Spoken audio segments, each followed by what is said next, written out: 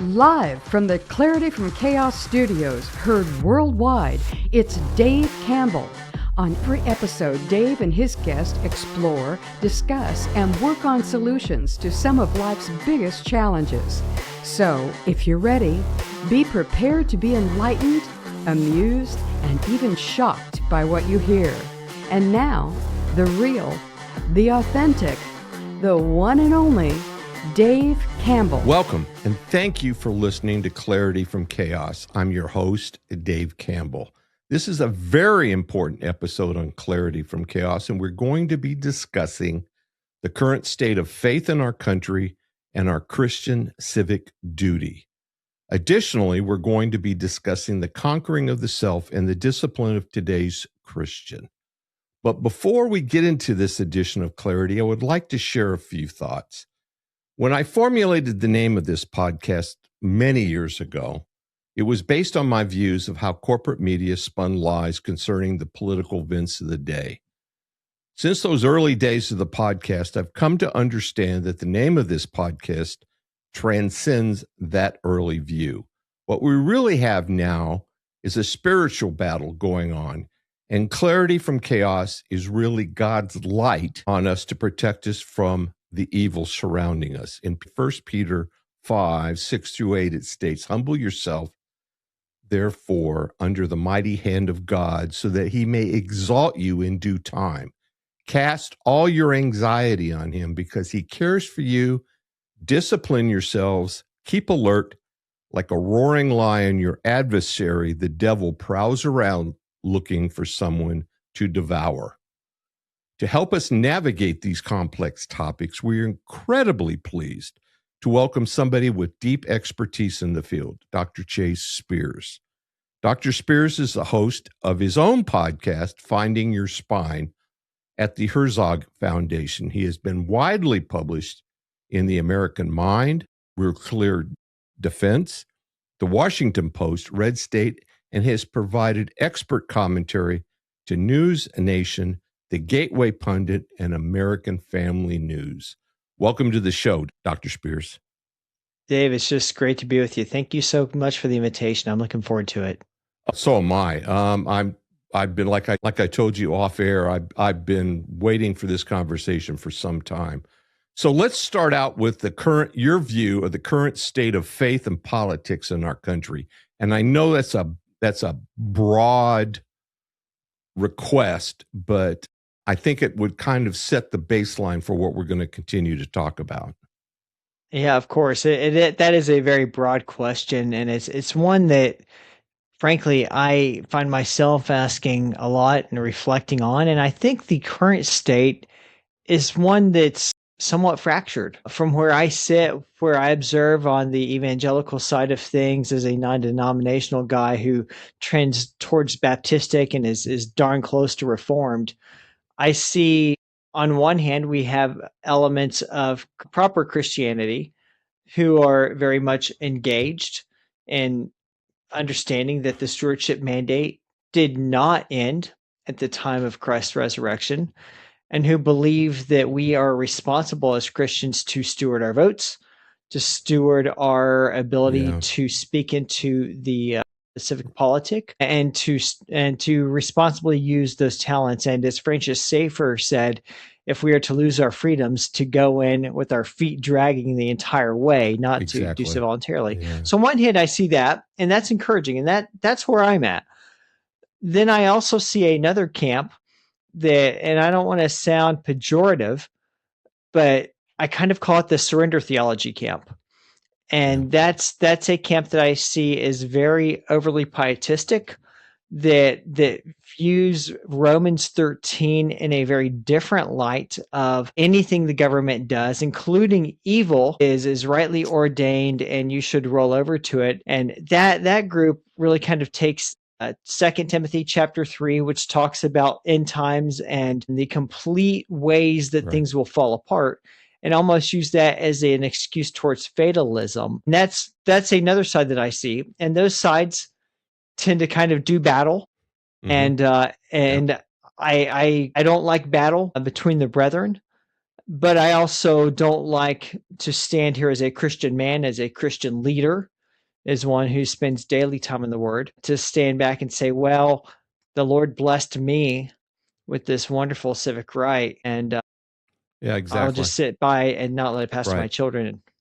Yeah, no, I agree. And I'm going to kind of step back a little bit. And for a lot of people that aren't aware, back in 54, which is some time ago, LBJ got put into the IRS code, the prohibition of speaking about politics from the pulpit. And I think that in 54 set the stage for the loss of prayer in schools in 62 and 63, and a lot of things coming forward because churches, um, and I'm not trying to demonize the churches, Chase, but they were afraid of losing their tax status, point blank. And in July of last year, interestingly enough, with Trump taking office, the IRS started relaxing those rules. And you mentioned in Romans 13, it is the Christian's duty to adhere to the politics of the government, because that's just the politics of the government. It has nothing to do with religion or God or anything else. It's just adhering to basically the framework on the ground, which is good. But a lot of people seem to think that politics is going to save our bacon in this turmoil that we're in, right? And politics are not going to save our bacon. Mm. The only thing that's going to save our bacon is a reintroduction of the populace back into religion, and to understand that religion is the baseline of things where they should be. We should be dealing with a biblical view. Our politicians should be elected on their biblical view, not on their political, giving money out of the treasury to the electorate so that they can get elected, right? Absolutely. And you mentioned LBJ's ruling about tax Right. exemption in churches. And I think what a missed opportunity for church leaders to have stood up at that point in time. Right. So when you think of sphere sovereignty, the three primary God-made institutions, family, church, and state, and there are areas of overlapping authority, but we rightly understand them to be largely independent authorities that God has granted unto us. And Romans 13 says that the state is there to be a terror unto evil. So the state is performing its righteous, godly duty, and it is being a terror unto evil. Now we understand that everything post Genesis 3 is fallen. We know that. And so we know the state is imperfect, but we also have a duty as Christians, and I think we would agree on this, to call the state towards righteousness, and it is right and it is noble. Exactly. Now we, like you said, we know the state is not our savior. We know, and the eschatological commitments that I hold to say, hold that we know the world will continue to devolve. The earth groans, as the Apostle Paul wrote, until the redemption of all things, when Christ himself will come and redeem and will put away the forces of evil forever. Yes. But until that time, Jesus also said, abide until I return. Right. Until that time, he also said, you are the salt of the earth. Until that time, he said, he gave us the parable of the talents, and he said, be faithful with what I have entrusted to you. And so that's where we caution fellow brethren to remember, we acknowledge that we cannot save the earth, right? Christ can save. But we are called. We are called to stand. Yeah. We're supposed to be paying attention, right? We're supposed to not walk around like hear no evil, see no evil, speak no evil. We're supposed to be paying attention, and we're supposed to be holding our representatives to a much, much higher standard than we're doing. The whole concept of abortion and everything else obviously is not biblical. And the fact that anybody supports it should disengage them from the political process as far as Christian thought, right? They shouldn't even be involved in it, which I find astounding for, like, for instance, the Catholic Church. Churches all around, except for maybe a few denominations, are just placating the whole scenario. They're not putting their big boy pants on, if you will, and saying, it says this in the Bible, and therefore that's God's word, and that's where we should be, and that's where you should be representing us. To sit there and to dance around these topics, to me, disqualifies a lot of these people. I completely agree. And I'm thinking back, I had Senator Dusty Devers on my show last year, and he said something that, man, it cut. It still cuts, and it'll probably cut some of the people listening to this. He said every abortion mill in the United States should have a sign hung on the front door that says, "Open by permission of the church." Yeah. Oh, I agree. Yeah, I mean, you go all the way back to Rome, for God's sake. And, the largest denomination, figuratively, in the world. And they have not come out and definitively said, this is BS. You shouldn't be doing this because it's against everything that's taught in the Bible. But they won't do that. They're so busy playing politics, Chase, with this whole thing, that they're afraid of losing parishioners for the lack of the truth. And I find that disheartening. And isn't that the age-old fuel of cowardice? Yeah, The absolutely. fear of man. Fear of absolutely. man.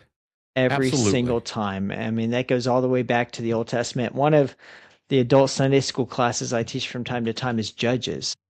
Okay. And story of Samson, right? And Samson, I was actually just having this conversation with a good buddy of mine last night. Samson is defending the Israelites and just taking it to the Philistines over and over and over. I mean, killing 1,000 of them with the jawbone of a donkey at one point in time. I mean, Right. this guy is a man's man, a warrior's warrior, Right. protecting his people so they can have some level of peace. And yet even they want to be accepted and liked by the Philistines, and they come and complain to him, "You're making us a stench in their nose." And I'm like, the fuel for cowardice every single time is fear and desire to be accepted every single time. Yep. And it's funny, you brought up probably the definitive note is the fear to be accepted. We've seen that in a bunch of the different policies and changes over the last 4 or 5 years, i.e. COVID, feared to be accepted. So they just automatically stood in line to get poked, and whether they believed in it or not. The whole transgender thing, the fear for being accepted. I mean, we've had entire groups that have formed because they're these little cliques that they can, my child is transitioning, pat me on the back, blah, blah, blah, blah, blah, So that whole fear is being used and being manipulated, which to me is just downright evil. But you see it pervasive in just about everything around us today. The groups, the whole group think thing is everywhere. It is. And this goes back even to my military experience. 20 years in the US military. The most lethal, deadly, powerful force that's been known in the history of humankind, the United States Department of War, Department of Defense, when I was serving. I mean, look at what we did to Maduro just a matter of weeks ago. I mean, no other nation has this power. Now, lots of arguments. I will not go down this rabbit trail about the power being misused, which is why things turned out the way they did in Iraq and Afghanistan, and that's a whole other topic. Right. But when there's a will to use the power, right, there's nothing historically that can match us. And yet the amount of fear in that institution. That's where the name for my podcast came from, Finding Your Spine. That was not some cute, cool marketing ploy. that was something that I would say out loud, out in Yeah. exhaustion to my colleagues who would say, well, we agree with what you're saying. And by what I was saying, basic things like force should be used for good. They're only men and women, that there is a true morality, that the world is not built on this ethereal, theoretical, moral concept, that there is a God, that there is a rule set, that there is righteousness. Right. Basic things, saying these things calmly. And yet that was controversial. And I would have peers who would pull me aside, military leaders who would pull me aside and say, hey, I agree with you. I But can't be shut seen up. saying these things. I can't be Yeah. seen aligning with you. I mean, I Right. can't be seen interacting with you. I can't be seen Yeah. supporting you. And over the time, it turned into, find your spine. Like, did you swear an oath to defend the nation? These things are a present danger to the Right. nation that you swore to defend.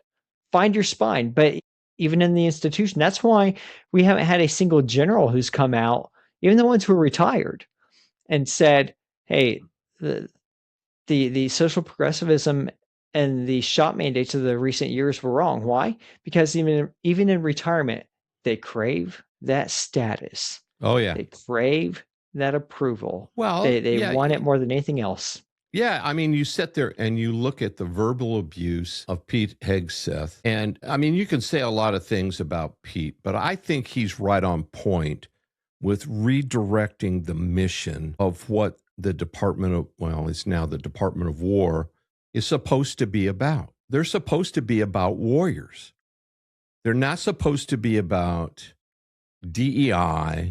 They're not supposed to be about woke culture. They're not supposed to be about transgenderism. They're not supposed to be about politics just about at all. Because what they're supposed to be about is when the boss says, go over that hill, that's what they're supposed to do. And they're not supposed to sit there and scratch their head or anything else. They're supposed to pick up the rifle and get their butts over the hill and do what they're supposed to do. And for some reason, people can't wrap themselves around that. But that's the very concept that allows people in this country to put their head on their pillow at night. Mm-hmm. Yeah, people can sleep in peace because they're Yeah, men on the wall. I mean, it goes. exactly. I mean, it's a quote from A Few Good Men, but it's true, Yeah, no, it's right? absolutely true. Yeah, I mean, you've got people standing up there paying attention so that you can put your head on a pillow at night. They don't even get a nod of appreciation for the most part from anybody. And I just find it, like I said in the opening, to me, all of this is transcended politics. It is basically a spiritual battle at this point because I don't, and this is probably going to lose me some listeners as well, but I don't see a whit of difference between the parties at all. I don't see anybody standing up except for maybe a few for what's right and just in this country. I just don't see it. And it's got to be if I got out of the military in 75 and I wasn't particularly impressed with the leadership, the civilian leadership at that time. I was really impressed with the military leadership, but I don't think it's gotten any better. I'm sorry. It's gotten us into all kinds of different things that we really shouldn't have been involved in. And yeah, the civilian leadership, that's something that you understand as a veteran. I understand as a veteran. Most citizens don't understand. As Barack Obama said, elections have consequences. Right. I'll criticize just about everything else he said, but he was dead to right on that. And it is senior elected officials who appoint the senior civilians, and it is lawmakers who decide when and where and how the military will be employed. Now, historical trivia note, you know this, I know this. Some of your listeners may not know this. The last time the military constitutionally went to war was the Second World War. The last Right. constitutional declaration of war was December 8th, 1941, in response to the attack on Pearl Yep. Harbor. And then we went to war in Europe because very soon thereafter, Germany Right. declared war on us. Everything else has been started off as a Political policing action that got Yeah, out of a hand. policing action. Yeah, exactly. Yeah. Korea, Vietnam, Afghan, Pakistan, all of that stuff was a policing action, basically. I don't even think in '01 the Iraqi freedom was even a declared war. I don't believe it was. Yeah. It was not. No, President Bush. So Congress began to balk about him sending troops to Iraq for Gulf War 2.0. And so he basically went back and called their bluff and said, all right, fine. I'll let you decide if I get to go to war. You can pass an authorization to use force, or you can not pass an authorization to use force. And they didn't want to hamper his abilities of commander in chief. And they passed an open-ended authorization to use force, which is still open and still in effect today. And that thing needs to be closed quick, fast, and in a hurry, because that's the mechanism that's been used in the forever wars ever since. There's this perpetual authorization for force. Yep. That's the funding, right? That's the funding mechanism that they've been using. And they know damn well, that's in conjunction with the NGOs, and we won't even go into the NGOs, but it's the same kind of thing. It's a loophole out there that they have taken advantage of, much to the blood and treasure of this country. So let's talk about faith in the public square and the harm of inaction. Because in my church, I have an ongoing I have an ongoing conflict over the fact that they don't deal with the social issues and relate them back to a biblical view. Your thoughts on it? Because to me, the church has a perfect opportunity at this point to, like I said earlier, put their big boy pants on and actually start discussing a lot of these topics from the pulpit. But their inaction, I think, is going to do more harm than good. Well, this is an area we share in common a little bit of friction with some of our elders on that. And I say that in love and humility, and I try to with a deep amount of respect and submission to spiritual authority. But that also leaves room for some reasonable conversations and candid conversations. And I think that's okay if they're done right. Yeah. And I'm trying, as imperfect as I am, to do them right. Yeah, as am I. As the imperfect individual that I am, I'm doing the same thing. I'm trying to gently nudge that whole topic because to me, it's important. To me, it's the front line of the fight, right? It is. And so I think it's something that can be done very well, but I think it has to be done carefully. So I go to an expositional Bible church, and I love biblical exposition. I'm spoiled to it. Back when I was still in the military and traveling a lot, and I'd be away from home for a few weekends, I was always looking out to where can I find an expositional church, because I'm just spoiled to that. I love it. I love the deep meat of Scripture. Right. And so I believe, what is the purpose of the church? First and foremost, the purpose of the church is the edifying of the saints and discipleship. The church is not the primary means of evangelizing. It is from the church that believers go to evangelize. The church is to be the house of worship together, where the believers come together for the edification of the saints, the teaching and preaching of the word, corporate worship and discipleship. And from there, they go out and evangelism happens. And so I want to be really careful. There are a lot of churches that have embraced really kind of the social progressive orthodoxy. And so they're very much into, we want to speak to this issue, we want to speak to that issue, and they do it through a lens of activism. And that's not a good thing. We need to stay far, far away from that. Then you have the other side, which is churches who say, we're just going to teach the Bible, we're just going to teach the Bible. And that's where I'm at. We're just going to teach the Bible. We're going to kind of pretend nothing else is happening. Yeah. You want to teach the Bible. Again, this is the edification of the saints. This is the disciple building. But you need to be able to equip the saints who are living in a battlefield to understand the battlefield that they are in. I think leaders like Vadi Bakum, like John MacArthur, like Albert Mohler, I think those men are shining examples of it. Those men were master expositors of the word. And they did not for a second ever. And one of them, Albert Mohler, is still with us. Praise be to God. I hope he's with us for a long time. He's a treasure. A master expositor of the word, yet also a man who reads the newspaper.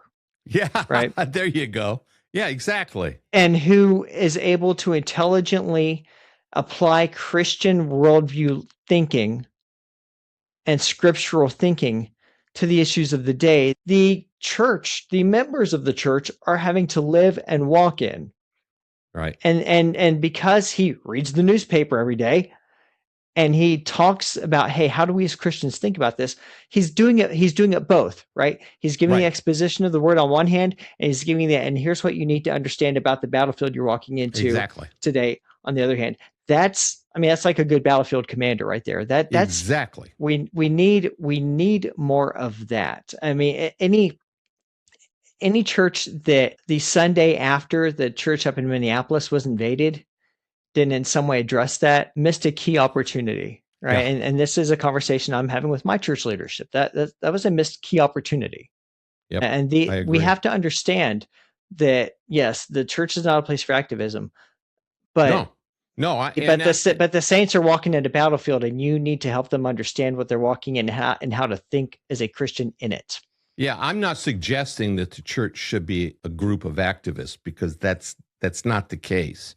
I mean, you can go through the entire New Testament, and none of the apostles were activists. They spent the entire New Testament preaching about Jesus, period. I mean, they weren't activists. They weren't walking around with a sign saying Caesar's an idiot or anything else. They weren't doing any of that. But to your point, the parishioners need to understand that that's the environment that they're walking around in, and they need to be able to connect the dots as disciples, right? If somebody confronts them on the street, they need to be able to respond biblically about what's going on. And I just don't see the church equipping those people in that manner. I think they're still hiding, and I think they're still fearful of the IRS rulings and stuff like that, because I haven't, in the last 3 years, I'm going through the 20 election fiasco and everything else, and in the state that I'm in, I didn't hear anything from the pulpit relative to an issue, right? About anything, right? About right, wrong, indifferent, or anything else. They always seem to sidestep it. They sidestep just about every social issue that's out there. And to me, they're missing opportunities here to give their parishioners some basis for what they need. And isn't it interesting that, I don't know what your experience has been, but I think I'm pretty spot on here. You usually only see that among Bible-believing churches. Right. You don't see that in the liberal denominations. You don't see that in hardcore left-wing denominations who enthusiastically will even bring in hardcore left-wing political candidates and sometimes even give them the pulpit. I mean, there were churches hosting Kamala Harris going into the last election. I know. I mean, she was a political candidate. That very clearly violated that IRS rule. And my answer is, pastors should have been willing to say back in the 50s when that rule came out, Caesar, you show up with your army and enforce that rule. Right. But we're not going to sidestep talking about the issues that Christians need to understand. That doesn't mean you necessarily tell people how to vote, but you need to give Christians an understanding of, like, this is one of those talents. Jesus gave the parable of the talents.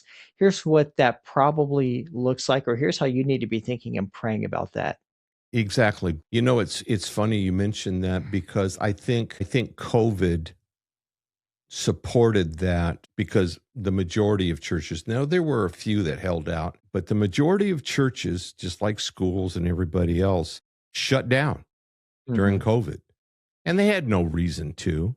They could just have easily stayed open, but they feared the retribution of the tribe, right? They did not want to stand toe to toe with the feds or anybody else or the state relative to the health and well-being, even if the parishioners were more than happy to be there on Sunday morning, right? Mm-hmm. They backed away from it. Quite frankly, and I'm sad to say, I think they used that as a proving ground for how they could manipulate the populace, right? And the church, unfortunately, failed miserably in upholding what they should have done, right? The church should have stood their ground and said, no, we're not closing. Those that don't want to, don't want to sit in the pews on Sunday morning, fine, but we're open, right? You want to come to worship on Sunday morning? Get your butt in here, right? So anyway, It was a grand conditioning exercise, and yeah, I agree. most churches failed it. I think the church that I attend, at least here in town, is the one that got it the closest to right. Yeah, I'd give us a good solid B plus. I'd like to say we got an A. yeah. Most around here got a D minus or an F. So we did pretty darn good, if you're grading on Good for the you. curve. But Yeah. I looked at churches like Grace Community Church in Sun Valley. I mean, they Right. stood their ground. They didn't close down. I mean, literally, the mayor was threatening to cut their power, and they said, "Okay, well, we'll do Go candlelight ahead. We'll do it by service," right? candlelight. Yeah, to hell with you. Exactly. Yeah. And that's the right answer. No, that is the right. It's not kicking sand in Caesar's face. It's not flipping anyone off. It's like, if this is the path that you take, Caesar, that's the Fine. path that you take. We still Yeah. owe our primary allegiance to God, and Right. this will be our peaceful reaction to continue worshiping our God. Yeah. And I read same with Grace Community Church in Edmonton, Alberta. I mean, that pastor, James Coates, literally went to jail. Yeah. Literally went to prison Right. over this, right? You Yeah. want to talk about a man who was not worried about his status. Exactly. That's my whole point. And that level of testosterone, for lack of a better term, should be the number one issue with all churches, all denominations. You can pay your taxes, you can give Caesar his due, but that's where it ends, right? There's the other side of the house, which is God's, and you shouldn't be messing with it. But I agree with you. The whole conditioning exercise was relatively successful, unfortunately. And it goes down to, what do you really believe? Yeah. Do you really believe that God is bigger than government? Yep. Do you Exactly. really believe that God is sovereign? Do you really believe that the command to gather and worship together means something? Means something. Exactly. Or do you think that there's an escape clause in there for when it's inconvenient? It's, oh, by the way. Yeah. I'll never forget, there was this one time. This was I think it was 2021, if I remember correctly. I was still on active duty in the Army, and if you want to talk about an institution that if there was below an F, like the military got it. Yeah. And they'd finally gone back to doing exercises. I had an exercise in Korea that I went to, and so I had a layover at the airport there in Seoul, Incheon Airport, which is just an experience in itself, just being at that airport. And I've got a couple hours. I'm an aviation geek, and so I'm just walking around, just taking this place in, looking at all the A380s and 747s around me. And I ran into this Canadian gentleman who's on his way to fly somewhere to Asia. He's meeting up with some girl he met online. I'm like, what? That's interesting. Good luck with that. Good luck with that. But very much a pagan man, but a very nice man. We struck up a conversation, and very quickly found out that I'm a Christian.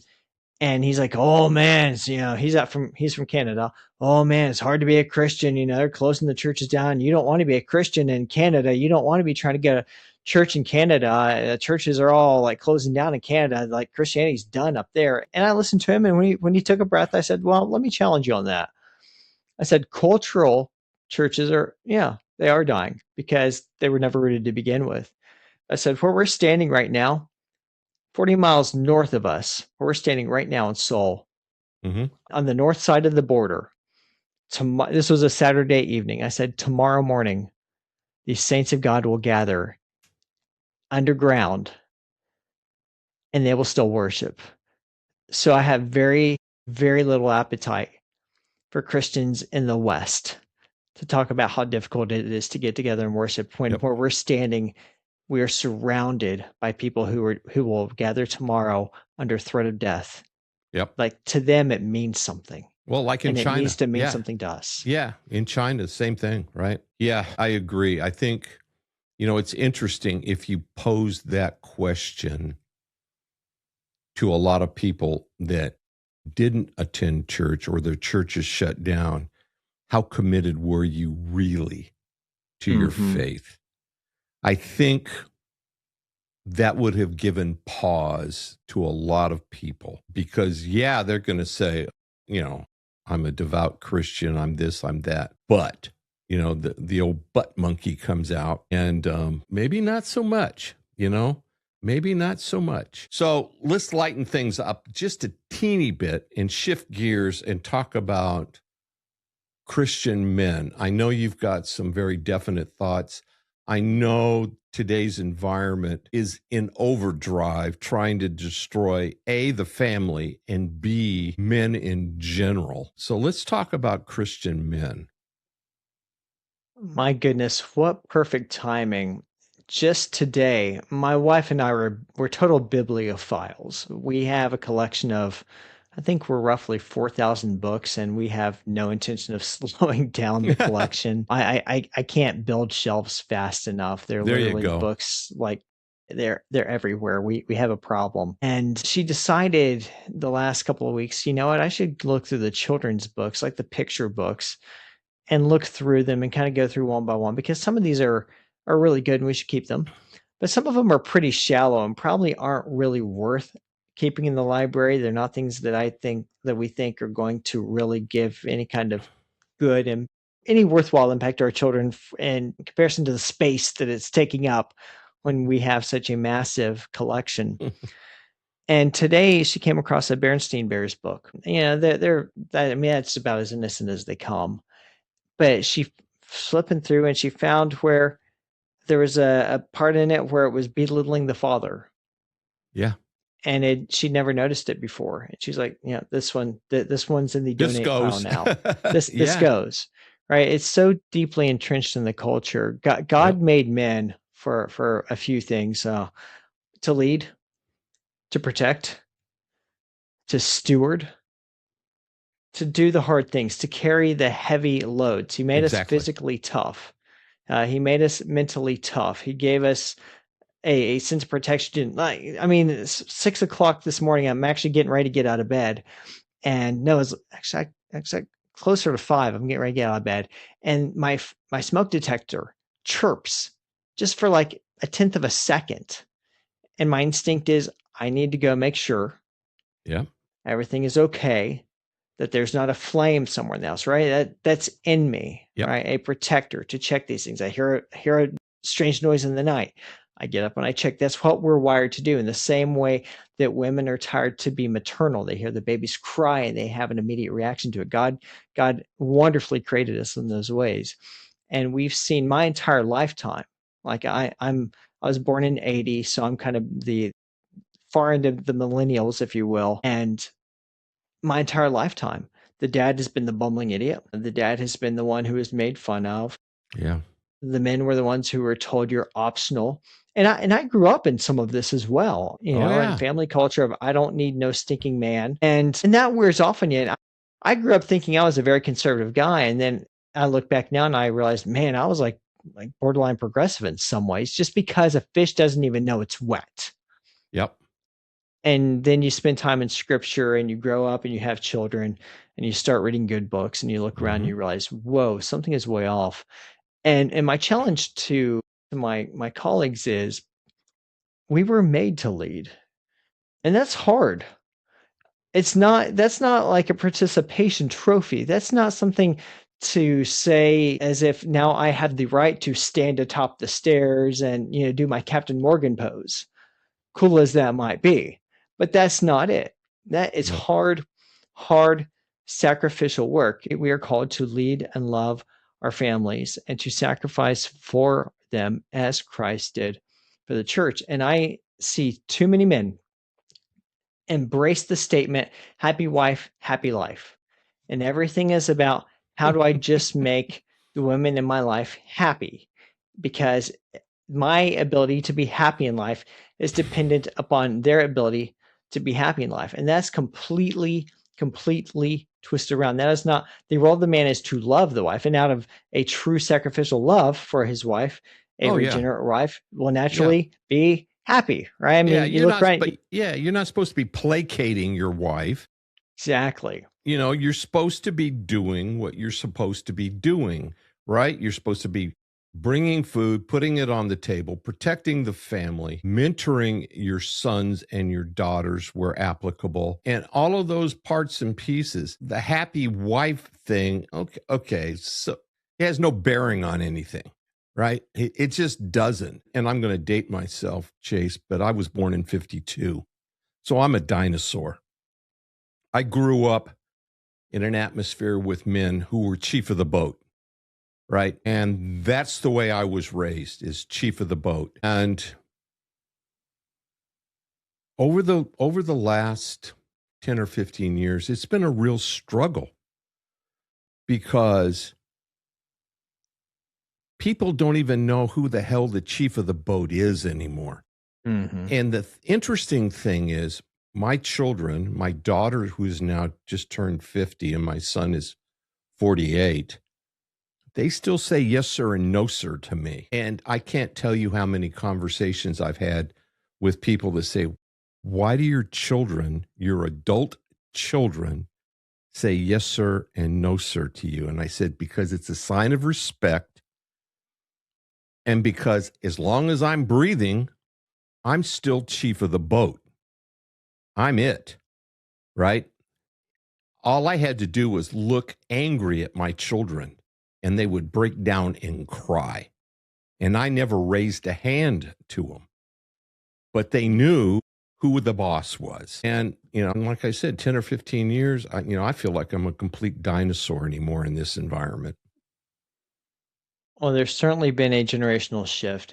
And Yeah. every generation does that. I mean, you can go all the way back to the ancient Greeks, and you can find sure. writings about Yeah. how one generation is talking about how the next generation is lazy. And we see this in cycles. And it's most easily described in the old wheel of, good men create good times, or strong men create good times create weak men create hard times create strong men, and the cycle continues goes and on. continues. And so, yeah. No, And so absolutely. that is an encouragement to me against the silly religion of the progressivists who say, oh, we're on this progressive arch and we'll never turn back. I'm like, No. yeah, you will.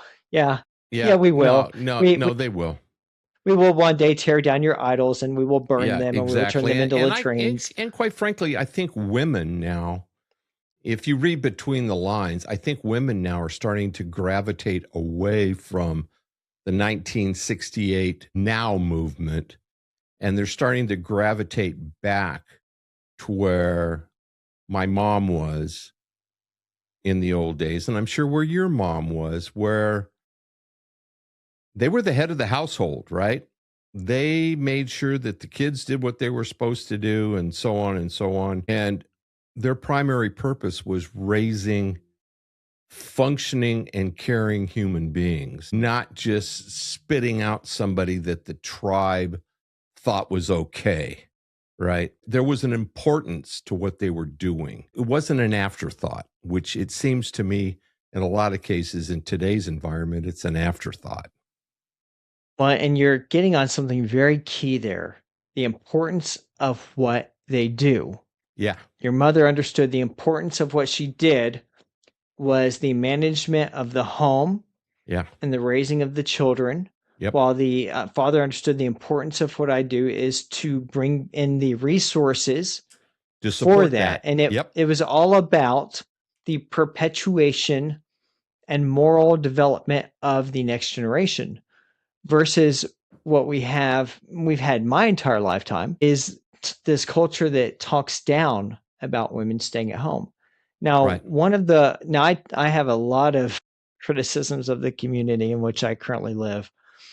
But one of the things that I will give some credit for is it's one that there are a lot of stay-at-home moms here, and there are a lot of families with a lot of very big families in our church, and that's a wonderful, wonderful thing. When I lived in Washington, D.C., and people found out we had 4 kids, then we have 5 now, and I'd get like the Wile E. Coyote eyes bugging out of the head, like, what, 4 kids? Oh How's my that gosh. possible? And I'm like, oh, it's Wow. possible. It's not a big deal. But today we've had this culture of no, the importance is to have a big enough pot of dollars coming in.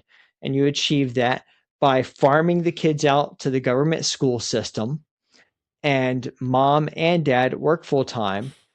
And then the kids come back and you rendezvous for dinner, and you put them to bed, and you get up and you rinse and repeat the next morning. And there was this one morning I was on active duty at Fort Meade, Maryland. That's near Baltimore, Maryland. And I'll never forget, we lived on base, and it's 6:30 in the morning. You always have to show up for the initial muster, and you do PT together. And it was about a mile from my house on base to the muster point. And with the exception of when it was just the worst of the winter, I would just jog in. I was like, it's a mile. It's hardly worth starting my car to go a mile. I can jog in. I'll be warmed up by the time I get there. And it's only, it's like 8 minutes, and I'll jog back afterwards. But my route took me right through the daycare center. Literally, I would run right through the parking lot on the way in. And I'll never forget, there was this one particular morning. Sun's not up yet. And I ran past this SUV, and this parent is getting this child, probably between 4 and 5, out of the back seat. And the child is tired and cranky. This kid shouldn't be awake yet. Right. The sun's not up. Right. All but lobbing the kid on the shoulder like a sack of potatoes. Right. And my heart broke in that moment. Yeah. And I thought, my kids are warm in their bed. Yeah. And they'll wake up with their mother. Yeah. And she will make breakfast for them. Yep. And she will school them, and they will be there. And when I come home, they will run to the door and greet me, and we will have enjoyable family time together in the evening, and then we'll put them to bed. Yeah. That's our rinse and repeat. And my heart broke. And from that moment, I just began a growing anger towards this current system where we worship the dual income, and we farm the kids out. Your parents' generation understood the importance. Their role was that development. They were building the nest. Yeah. And we've lost that. And I think we're seeing a turn back towards that. Oh, I do too. I think we are. I think we are. And I think part of it is the ability that homeschooling is on the rise, and mothers are on the forefront of that, right? Mm-hmm. So if there was a positive that came out of the whole COVID fiasco, I think it put homeschooling on steroids. And fortunately, the teachers' unions across this country have helped homeschooling by their moronic actions and attitudes about things. And I think a lot of people are starting to realize that the best course of action, and interestingly enough, colleges now are embracing the homeschooled children a lot more than they used to. So the barriers around homeschooling are falling on a daily basis. And I think that's a good thing, because I think long term that will encourage moms to be at home and do what moms do. And for some reason, we have marginalized mom's role in all of this. She can't be satisfied if she doesn't have a second career. She can't be this, she can't be that. And for God's sake, she has the sole purpose of raising a human being properly. There's nothing more important than that. No higher calling. Nothing. And we've allowed people to marginalize that. And I'm not saying moms, if they want to have a second career and can do all the other pieces, great. But the primary focus of what they do should be on their children, right? Absolutely. Go ahead. You can't have it all. No. right? That's the lie of the culture. Mom, you can have it all. You Yeah. can have your 2.4 kids. You can have your career. You can have your annual Disney vacation. You can Mm, have your yeah. 2-year-old leased beautiful SUV in the Right. 3-car garage and the country club house on the golf course. You can have it all. You cannot have it all. Well, you Everything in can. life is a trade-off. Yeah, you can, but you're going to have to sacrifice. And the first ones that get pitched over the boat out of the boat are the kids, right? Yeah. They're the first ones because they don't have a voice in it, right? They can't say, "Wait a minute, this is harming my existence." Now they don't get that choice. They get You can pitched. Yeah, Yeah, you can have all the materialism or you can have all the family or you can have the family and a little bit of yeah, materialism. And my yeah, wife and I, we got thank God we got married when we were dumb, young, and broke. yeah, So like yeah. I mean I remember the days of quite literally living on love. We were college students when we got married. She was a senior when we conceived, and because we'd been married just a few months, and then she told me she's pregnant. I'm like, oh, okay, this is interesting. And you know what? So like we started off with nothing, and Yeah. so for us it was never all right. What are we giving up? It was just we're making decisions. And you know what? We never missed a meal, No, not no, once. no. We have never had a year where we've said we got to do everything we want to do this year. Not once in our lives. But you know what? We've been able to do everything that we needed to do, And that's right? the key. That's the key, Chase. Everything that you needed to do, not what you wanted to do, but what you needed to do, you know? And everybody's focused on this whole want concept. And it's a path that's just going to lead you right down the rabbit hole. And I'll give you another book if you don't have it, and that's Iron John Iron John, I don't have that one. by Let me make a Robert note Bly. here.